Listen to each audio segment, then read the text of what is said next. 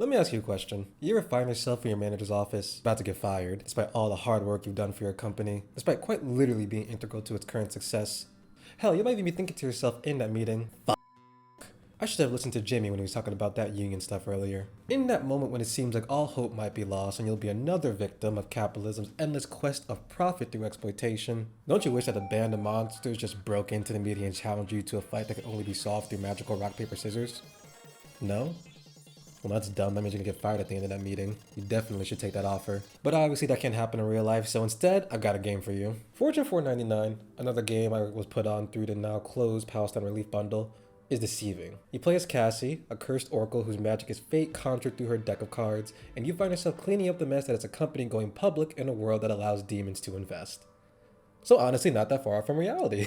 If it seems like I'm poking a lot of fun at corporate life right now, it's because A, it's easy and often deserved, but more importantly, B, because that's the tone this game maintains the entire time. It leans into the absurdity of the situation while grounding it in real-world complaints, using its setting for hilarious and often relatable dialogue and text boxes. What I particularly love about this aspect is that since the game works in the closed environment of an office building, with one detour to a bar with your friends, it makes sure that any leveling up in character management is done through traditional office staples like cabinets, shredders, printers, and microwaves. It's even got a gym for your permanent stat boost. Which brings me to the most important and interesting aspect of this game. Its turn-based action system makes rock, paper, scissors way more interesting than it has any right to be.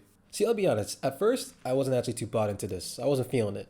When you're first learning about how the cards play a role in the system, which is that they give you an idea of how likely a certain throw of rock, paper, scissors is, it seemed like the kind of thing that'd get old quickly. So I thought my enjoyment from this game was going to be mostly coming from its themes and just general character arcs happening as the game progresses. That wasn't until it added the mana element, which literally takes only 15 minutes to get to. It's very quickly introduced. By introducing enemies who can only be beaten with mana or who would be much more difficult to defeat without it, the game adds an extra element of risk that keeps the battles not only a bit more unpredictable, but surprisingly exciting. It doesn't stop there. Let me bring you back to the office supplies I mentioned. They're actually really important as the game progresses because they are what allow you to manage your card deck. And even the management of the deck requires extra consideration because having more cards doesn't actually equal a better deck since it can skew your ability to predict what your opponent might throw. They also become very important when solving the puzzles this game throws at you, in and out of battle. Despite a system that seems straightforward on the surface, it's quick to unravel how sophisticated it can get. This isn't even mentioning the fact that the game eventually lets you hide cards up your sleeve should you want to even further stack the odds in your favor for more powerful enemies. And as a heads up, this game does not waste a lot of time in introducing more puzzles to you. Most of them are too difficult and the game won't shy away from giving you context clues on how to solve them, but there are a few that'll have you scratching your head for the same amount of time it takes to, say, get rid of a stubborn scab on your elbow. I wouldn't be afraid of them or anything though, you're not going to bleed out. They continue the game's fun humor and don't aim to stump you for that long. Now, a quick sidebar I want to take because I really enjoyed this specific part of the game is it perfectly captured the vibe of a bad coworker slash manager type with the character Scott E that it introduces like halfway through. See, when Scotty comes in, he not only just takes up the screen with his personality very purposely, but quite literally hijacks your controls. He takes over the entire operation, using polite speech to say my way or the highway, and everything falls apart as he willfully ignores Cassie despite her having been doing everything for days now of in-game time, and having the knowledge of how to actually defeat these monsters that he himself is taking the most inefficient way to deal with. This is my favorite part of the game because it not only shows and makes this game fun through the absence of that key mechanic, but also offers one of its strongest arguments for its critique of the capitalist business model. Workers are alienated from their work. And the fun that work or the process of that work may still have, even if you don't have access to the results, often has the fun sucked out of it because of the processes that someone higher up may be asking you to adopt, even if they're not necessarily what could be best for the business. And let me say this, for as much as a pain in the ass Scotty is here, if the game system itself hadn't also changed with his arrival, the game would still be fun. So in a very cheeky way, it's also highlighting the fact that this issue isn't really just about one singular person, despite how loud they might be,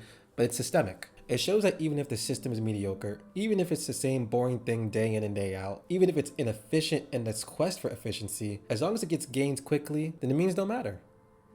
Cassie doesn't matter. It's also not lost on me that this is in part reflecting the experience of many women who go to work who end up being under-acknowledged or underappreciated because the corporate life, even outside of historically being a male-dominated space due to decades of women literally not being allowed to work, to this day still values traits more often groomed in men than women, i.e. loud, assertiveness, but not in a collaborative way, inflated self-importance, you get the deal.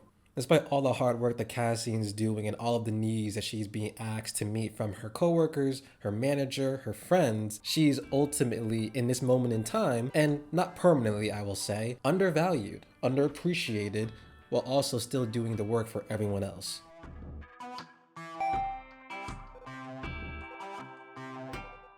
Okay, detour done. For some quick last notes, this has a very nice dream sequence that I wasn't expecting, not only because this game is just so short, but just didn't seem like the kind of game to have a dream sequence. And I will say that my only real criticism of this game is that the ending is a bit anticlimactic from a gameplay standpoint when compared to the other highs achieved in this short game. But I didn't mind it that much because despite it not being as energetic as everything else that leads up to it, tonally and thematically, it wraps up the game very nicely and makes sense because of it. So overall, this game was just a great time for anyone that wants a quick misadventure into a turn-based title that throws its own unique blend of humor, game mechanics, and corporate criticism into a familiar genre. Plus, look at how freaking cute the UI is, dude. Come on. So, remind yourselves of the rules of rock, paper, scissors, and then grab this game when you realize how fucking simple those rules are and you need a little spice in it.